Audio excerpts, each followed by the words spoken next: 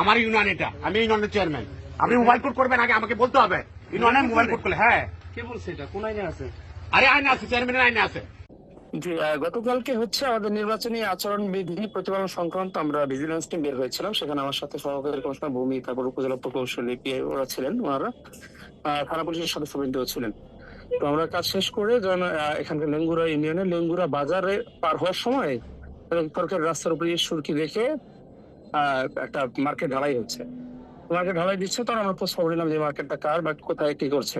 তখন আমরা দেখলাম এটা আমাদের সরকারি জমি, হাট বাজারের জমি। হাট বাজার জমির উপরে এক ব্যক্তি কোনো অনুমতি ছাড়াই অলমোস্ট একতলা ঢালাই দিয়ে ফেলেছেন আর কি। পরে ওই ব্যক্তিকে পাওয়া যায়, পাওয়ার পরে ওনাকে জিজ্ঞেস করে সদুত্তর দিতে পারেন নাই, না দিতে পারে হচ্ছে আমাদের সহকারী কমিশনার ভূমি এবং এক্সিকিউটিভ ম্যাজিস্ট্রেট উনি মোবাইল করে প্রক্রিয়া শুরু করেন। মোবাইল করে প্রক্রিয়া শুরুর মাঝামাঝি সময়ে আমাদের যিনি চেয়ারম্যান সাহেব লিঙ্গুর ইউনিয়নের, উনি ওখানে উপস্থিত হন। উপস্থিত হওয়ার পরে উনি এসেই জানতে চান যে এখানে কি হচ্ছে। তো আমি তখন বলি যে এখানে মোবাইল কোড পরিচালনা হচ্ছে। উনি বলেন যে আমাকে আগে জানাইতে হবে। এরপরে তো আপনারা যেটা দেখেছেন ওইভাবে আর কি এটা হয়েছে। এরপরে অনেক একটা মব সৃষ্টির প্রচেষ্টা ছিল। এখন ওনার বাজারে সকল মানুষজন একসাথে ভিড় জমে যায়। এরপর আমরা শান্তভাবে ওই ধৈর্যের সাথে পরিস্থিতির মোকাবেলা করে ওখানে সরকারি কমিশন ভূমি ওনার অপরাধ প্রমাণিত হয়, তাকে একটা ছোট জরিমানা করেন এবং ওই যে বিল্ডিংটা করা ছিল এই বিল্ডিংটা আমরা লাল ফিতা দিয়ে কর্ডন করে আসি।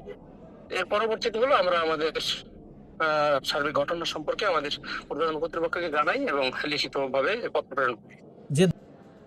উনি হলেন নাম হলো মোহাম্মদ পারভেজ। পরে জানা গিয়েছে উনি হচ্ছে যিনি চেয়ারম্যান তার ছোট ভাই, আপন ছোট ভাই, মার্কেট প্ল্যানার করেছিলেন। জি।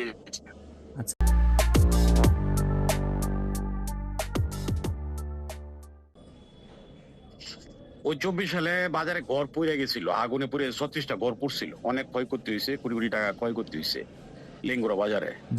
ওই মুহূর্তে তো অনেকেই অর্থ শূন্য হয়ে গেছে মানুষ। ওই সময় ইউনোমোদের তত্ত্বাবধানে অনেকেই হাফ বিল্ডিং করছে, হ্যাঁ, পাকা ঘর করছে। ইউনোমোদের কাছে অনুমতি নিয়ে করছেন। অর্থাৎ যদি টিনের ঘর থাকে একটা আগুনে সব আগুন লাগে, আর বিল্ডিং থাকে তখন আর আগুনে বেশি ক্ষয়ক্ষতি হয় না। এরকম একটা চিন্তা ভাবনাতে আসলে এই ঘরগুলি করতে দেওয়া হয়েছে। এখানে বাজারে কম হইলো 30-40টা পাকা ঘর আছে। এখন এই দুইজনে করতে পারে না, এখানে আর 2টা ঘর করতেছিল আর কি। প্রায় শেষ পর্যায়ে ঘরের কাজ। এখন কেমন এটা বন্ধ করে ওদেরকে অ্যারেস্ট করে নিয়ে আসতেছে। জনগণ সবাই বলতেছে আমাদের আসলে সবাই বাজারের স্বার্থে, ব্যবসার স্বার্থে আসলে করা হয়েছে না, উনি মানতে রাজি না, তাহলে এই অন্য ঘরগুলি করলো। সেই হিসাবে পরে আমিও গেলাম, আসলে কথাই শুনতে চায় না। পরে বললাম তা আমাকে অ্যারেস্ট করেন, সবাইকে নিয়ে অ্যারেস্ট করে নিয়ে যান আপনি। আমরা জনগণের প্রতিনিধি, জনগণ আমাদেরকে চেয়ারম্যান বানাইছে, আমাদের কথা তো শুনতে হবে আপনার। না, উনি আমাদের কথা শুনবেন না, আমাদের কিছু দেখাবেও না, এদেরকে অ্যারেস্ট করে নিয়ে যাবে, এই আর কি ভাই।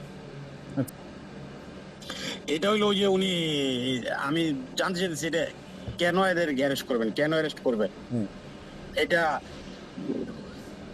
কেন অ্যারেস্ট করবেন এটা উনি বলবেন না। কেন অ্যারেস্ট করবেন, ওনার অপরাধটা কি? পরে লাস্টে 50 টাকা জরিমানা করে চলে গেছে।